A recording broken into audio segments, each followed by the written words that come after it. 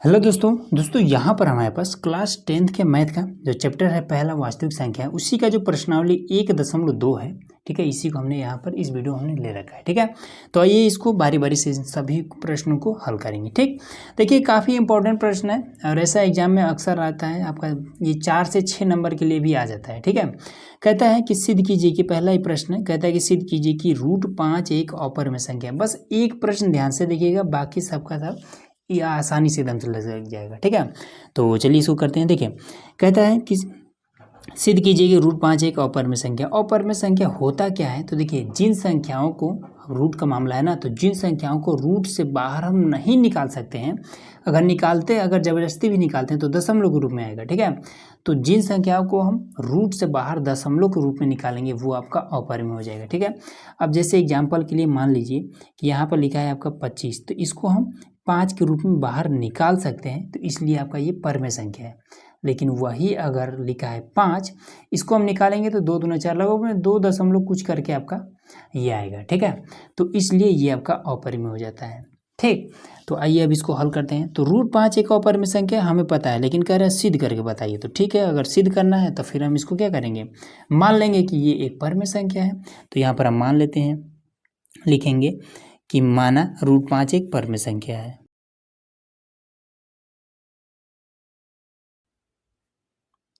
तो यहाँ पर हमने इसको मान लिया। ठीक है, कि √5 एक परिमेय संख्या। अब इसको हम क्या करेंगे, एक परिमेय संख्या के सामने रखेंगे। ठीक है, अब देखिए परिमेय संख्या क्या होता है, P/Q, मतलब कि भिन्न के रूप में होता है। ठीक है, तो इस तरीके से √5 रखेंगे और भिन्न के रूप में हम क्या रखेंगे।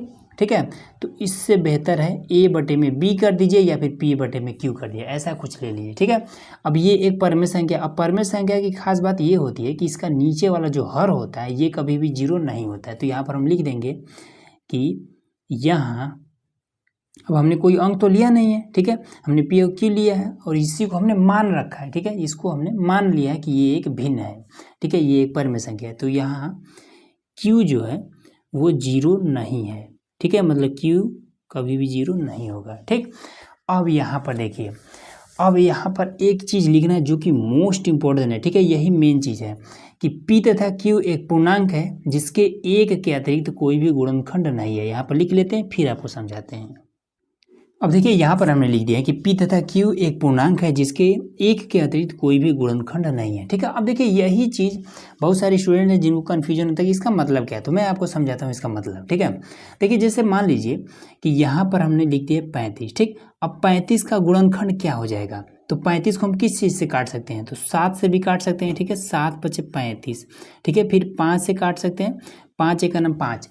अब इसका 35 का गुणनखंड क्या होगा, 7 हो जाएगा, 5 हो जाएगा और ये वाला 1 हो जाएगा। ठीक है, अब यही है इसका गुणनखंड। अब गुणनखंड की खास बात ये होती है कि ये जो गुणनखंड है ये सभी के सभी क्या कर सकते हैं, इस 35 को काट सकते हैं। ठीक है, तो वही चीज़ यहाँ पर लिखा हुआ है कि यहाँ पर जो P और Q है ये एक पूर्णांक है। पूर्णांक का मतलब कोई संख्या। ठीक है, तो ये एक संख्या है जिसके एक के अतिरिक्त कोई भी गुणनखंड नहीं है, मतलब कि इसको एक के अलावा और कोई भी इसको नहीं काटेगा। ठीक है, इसको नहीं भाग करेगा। काटने का मतलब कि उसको भाग कर सकता है। ठीक है, जैसे यहाँ पर 7 क्या है, 35 को भाग कर सकता है, 5 क्या है, इस 35 को भाग कर सकता है। ठीक है, उसी तरीके से P और Q को एक के अलावा और कोई इसको भाग नहीं करेगा, विभाजित नहीं करेगा। ठीक है, बस यही चीज़ आपको ध्यान में रखना, यही मेन पॉइंट है। अब इसको हम आगे हल करेंगे, तो यहाँ पर हम लिख देते हैं कि √5 बराबर में P/Q। अब दोनों तरफ हम वर्ग कर देंगे। ठीक है, तो इधर लिख देते हैं, तो यहाँ पर हमने लिख दिया। ठीक है, अब चलिए वर्क कर देते हैं, तो √5 का स्क्वायर कर देंगे और P/Q का जब हम स्क्वायर कर देंगे तो इसकी वजह से ये रूट खत्म हो जाएगा, बचेगा 5 बराबर में। अब ये हो जाएगा आपका P का स्क्वायर, फिर नीचे आपका हो जाएगा Q का स्क्वायर, इसको हम इधर भेज देंगे। तो 5Q का स्क्वायर बराबर में P का स्क्वायर, अब 5 को हम इधर भेज देंगे, तो Q का स्क्वायर बराबर में P का स्क्वायर बटे में 5। ठीक, अब यहाँ पर हम एक चीज़ देखने को मिल रहा है कि ये जो 5 है P स्क्वायर को विभाजित करने लग रहा है। ठीक है, अब देखिए यहाँ पर स्क्वायर है तो विभाजित कर रहा है 5, अगर P होता तो भी विभाजित करता है। ठीक है, तो यहीं पर मामला गड़बड़ हो जा रहा है। ठीक, तो यहाँ पर लिख देंगे कि यहाँ 5 पी स्क्वायर को विभाजित करता है। तो देखिए यहाँ पर हमने लिख दिया है कि 5 जो है पी स्क्वायर को विभाजित करता है, ठीक है, तब पी को भी विभाजित करेगा, ठीक। अब यहाँ पर आप देखिए, अब हमने तो ये चीज़ पता किया था, ठीक है, हमने शुरू में लिखा था कि पी और क्यू को एक के अलावा कोई विभाजित नहीं कर सकता है, लेकिन यहाँ पर तो 5 विभाजित कर रहा है, तो गड़बड़ हो रहा है ना। अब और चेक कर लेते हैं कि क्या क्यू को भी कोई विभाजित कर रहा है। तो इसके लिए हम क्या करेंगे, यहाँ पर एक काम करेंगे, लिखेंगे अब यहाँ पर क्या है हमारा कि ये वाला, ठीक है, क्यू को हमें चेक करना है ना, तो लिखेंगे कि P बराबर में 5C, ठीक है, ये चीज़ हम लेंगे। अब इसके बाद से अब ये चीज़ क्यों लेंगे, क्योंकि देखिए यहाँ पर P का यहाँ पर वैल्यू यहाँ पर ये वाला इतना है, ठीक है, तो हम P के स्थान पर हम रख सकते हैं, ठीक। तो अब ये कैसे करेंगे, देखिए सबसे पहले अब दोनों तरफ फिर से एक बार हम क्या करेंगे, वर्क कर देंगे। तो लिखेंगे, तो देखिए यहाँ पर हम लिख दिया। अब चलिए वर्क कर देते हैं, तो ये आपका हो जाएगा पी का स्क्वायर बराबर में, जब इसका करेंगे तो कितना हो जाएगा, मान लीजिए वर्क करेंगे तो ये 5 आपका 25 हो जाएगा, सी आपका स्क्वायर में हो जाएगा, ठीक।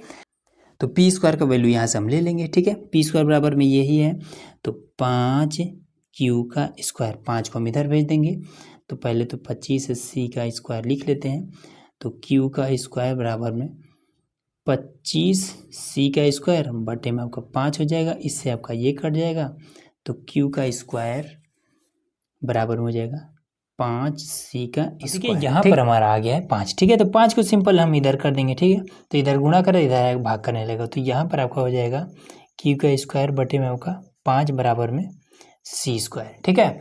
अब देखिए 5 क्या कर रहा है, क्यू को भी विभाजित कर रहा है, तो यहाँ पर हम लिख देंगे, ठीक, जो चीज़ यहाँ पर हमने लिखा था ये वाला सेम यही वाला चीज़ यहाँ पर हम क्यू के लिए लिख देंगे, तो लिख देते हैं।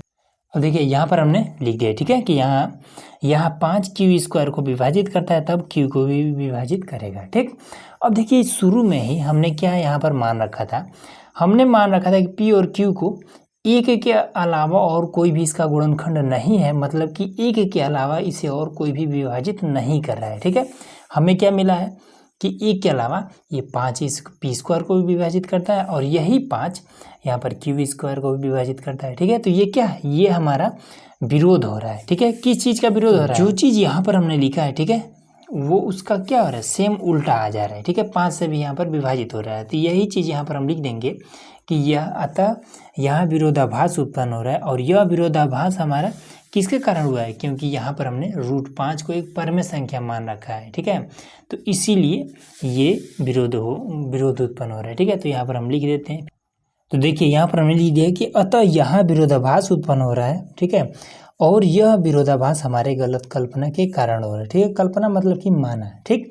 हमने यहाँ पर शुरू में ही एक अपरमेय संख्या को परमेय मान करके हल किया था, इसी कारण ये सारा चीज़ हो रहा है, ठीक है, ये जितना भी हो रहा है, तो वही बात बस हमने यहाँ पे लिख दिया, सिंपल आपका ये आंसर आपका हो गया, ठीक है। अगला देखिए, अब देखिए यहाँ पर हमारा दूसरा क्वेश्चन है, ठीक है, तो इसको भी सिंपल उसी तरीके से कर सकते हैं, ठीक है। देखिए मैं आपको एक इसका ये तो और भी आसान है, ठीक है, तो देखिए सिंपल इसको क्या करना है, मान लेना है।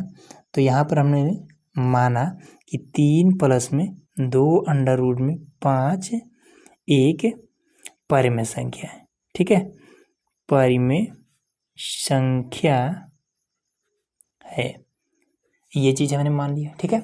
अब जब हमने मान लिया है तो इसको परमेय संख्या के सामने रख देते हैं, तो यहाँ पर हम लिख देंगे कि 3 + में 2 √5, और उसके बाद से बराबर में p बटे में q लीजिए या फिर a बटे में b लीजिए, कुछ भी ले सकते हैं। तो यहाँ चीज़ दर्शा देंगे कि यहाँ जो q है वो 0 के बराबर नहीं है, ठीक है, और उसके बाद से सिंपल एक लाइन लिख देना है कि p तथा q एक पूर्णांक है, इसके एक के अतिरिक्त कोई भी गुणनखंड नहीं है, तो यहाँ पर हम लिख देते हैं। तो देखिए यहाँ पर हम लिख दिए कि p तथा q एक पूर्णांक है जिसके एक के अतिरिक्त कोई भी गुणनखंड नहीं है, ठीक है। अब ये इसका क्या मतलब है, ये हमने क्वेश्चन नंबर 1 में ही बता दिया है। अब इसमें एक चीज़ देखिए, ये वाला रूट में, ठीक है, और ये 3 तो रूट में है नहीं, 2 तो रूट में है नहीं, लेकिन ये एक अपरमेय संख्या जो कि 5 है, ये रूट का 5 है, एक अपरमेय संख्या के साथ में ये दोनों भी जुड़े हैं, ठीक है, इसलिए क्या है, ये वाला भी ये पूरा का पूरा अपरमेय है, ठीक। तो हम क्या करेंगे कि जो परमेय संख्या है इसको हम इधर भेज देते हैं, ठीक है।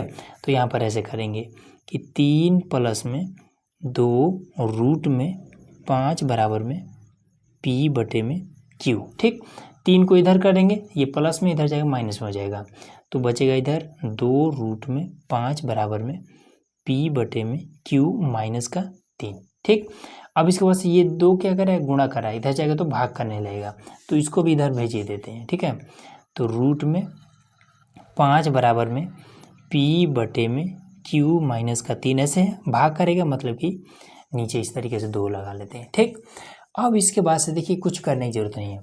अब यहाँ पर एक अपरिमेय संख्या, इधर ये वाला क्या है, एक अपरिमेय संख्या, तो एक अपरिमेय संख्या बराबर है किसके, इधर ये सभी के सभी परिमेय संख्या के बराबर है। ठीक है, क्यों, क्योंकि देखिए ये पी बटे में क्यू एक पूर्णांक है, परिमेय संख्या है, ये तो रूट में है नहीं, ये भी परिमेय है, ये भी परिमेय है, तो ये क्या है, एक परिमेय संख्या के बराबर है एक अपरिमेय संख्या, जो कि इस तरीके से नहीं होता है, ये कभी भी पॉसिबल नहीं है। ठीक है, कि एक अपरिमेय संख्या परिमेय संख्या के बराबर नहीं हो सकता है। ठीक है, बस यहाँ पर आपको यही चीज़ लिख देना है।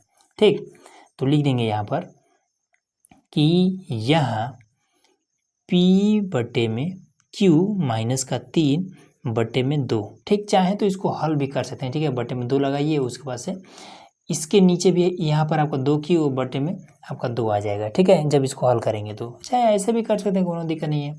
तो पी बटे में क्यू माइनस का 3 बटे में 2 एक परिमेय संख्या है, एक। ठीक है, यहाँ पर √5 एक अपरिमेय संख्या है, तो यहाँ दर्शा देंगे, इसलिए √5 मतलब कि अपरिमेय संख्या बराबर नहीं हो सकता है पी बटे में क्यू माइनस का 3 बटे में 2 के। ठीक है, तो यहाँ पर लिख देंगे, वो बस वही बात लिख देना कि अतः यहाँ विरोधाभास उत्पन्न हो रहा है, और यह विरोधाभास हमारे गलत कल्पना के कारण हुआ है, और गलत कल्पना हमने कहाँ पर किया है, ये वाला।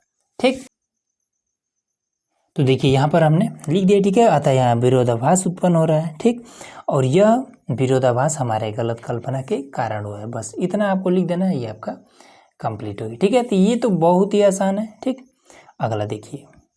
अब देखिए यहाँ पर हमारा क्वेश्चन नंबर है तीसरा, इसमें कह रहा है कि सिद्ध कीजिए कि निम्नलिखित संख्याएं अपरिमेय है। ठीक है, हालांकि ये चीज़ हमें पता है कि √2, यहाँ पर √5, ये वाला √2, ये सभी सभी अपरिमेय है। ठीक, लेकिन कह रहा है सिद्ध करने के लिए, तो जब सिद्ध करने के लिए कहे तो हम क्या करेंगे, इसको जैसे कि अब हमें पता है कि अपरिमेय है, लेकिन हम क्या करेंगे, गलत मानेंगे। ठीक, तब जाके इसको सिद्ध कर सकते हैं।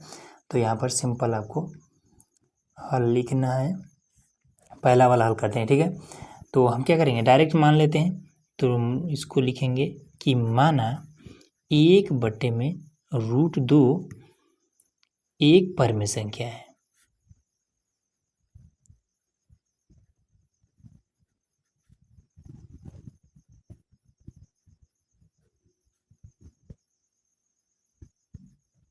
तो यहाँ पर हमने मान लिया। ठीक है, अब इसको हम परिमेय संख्या के सामने रख देंगे, तो 1 बटे में √2 बराबर में पी बटे में क्यू। ठीक, लिख देंगे कि यहाँ क्यू जो है वो 0 नहीं है। ठीक है, ये वाला हमने स्टेप कर दिया। ठीक, अब इसके बाद से बता देंगे कि पी और क्यू एक पूर्णांक है जिसके एक के अतिरिक्त कोई भी गुणनखंड नहीं है, तो यहाँ पर हम लिख देते हैं, लिख दिया है। ठीक है, अब इसके बाद से हमने लिख दिया कि पी तथा क्यू एक पूर्णांक है जिसके एक के अतिरिक्त कोई भी गुणनखंड नहीं है। ठीक, अब इसके बाद से क्या कर सकते हैं कि इसमें का इसको हम तिरछा तिरछा गुणा भी कर सकते हैं। ठीक है, या फिर आप दूसरा मेथड एक और है कि दोनों तरफ वर्क करने वाला है। ठीक है, तो चलिए इसको हम वर्क करके ही इसको बताते हैं। ठीक, तो सिंपल आपको क्या कर देना है, लिखना है कि 1 बटे में √2 बराबर में पी बटे में क्यू, इसका हमने वर्क कर दिया, इधर भी हमने वर्क कर दिया। ठीक, हालांकि एक स्टेप और आपको लिखना है कि दोनों तरफ वर्ग करने पर। ठीक है, उसके बाद से ये वाला करिएगा।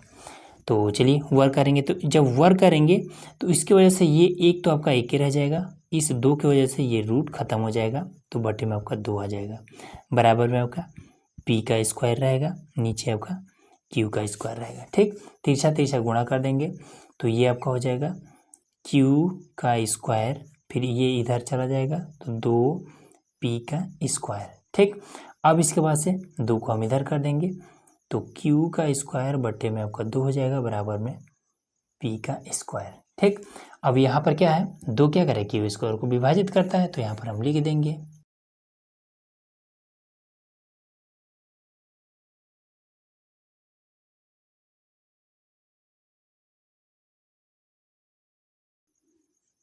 तो चलिए यहाँ पर हमने लिख दिया, ठीक। अब इसके बाद से हमें चेक करना है कि क्या P भी, ये वाला जो P है ये भी विभाजित हो रहा है या फिर नहीं हो रहा है। तो चलिए इसको हम चेक कर लेते हैं। तो इसमें देखिए सिंपल आपको क्या कर देना है कि अब यहाँ पर P है, ठीक है। तो इसमें हम ले लेंगे कि P बराबर में 2 है ना यहाँ पर, ठीक है। यहाँ पर हम लेंगे, देखिए तो यहाँ पर Q है, Q का मान यहाँ पर पुट करना होगा, तो इसलिए Q ले लेंगे। Q बराबर में 2 और C या फिर जो मन करे वो ले सकते हैं, ठीक है। P और Q के अलावा आप जो मन करे वो ले सकते हैं। तो यहाँ पर 2 है तो यहाँ पर हम 2 लेके लेंगे और B ले लेते हैं, ठीक। अब हम दोनों तरफ वर्क कर देंगे।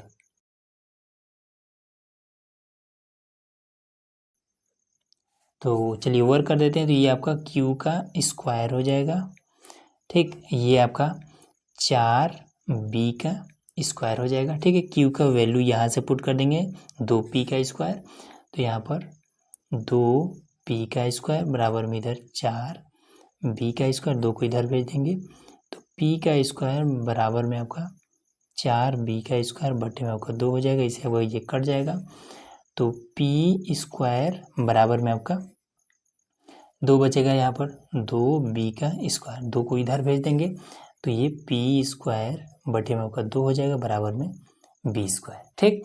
तो यहाँ पर 2 क्या करें, P स्क्वायर को विभाजित करता है, तो यहाँ लिख देंगे।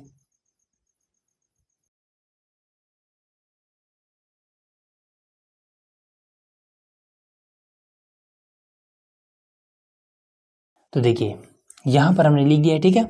अब इसके बाद से अब हमने यहाँ पर क्या मान रखा है कि P और Q को एक के अलावा इसका कोई भी गुणनखंड नहीं, इसको एक के अलावा कोई भी विभाजित नहीं करता है, लेकिन यहाँ पर तो 2 कर रहा है।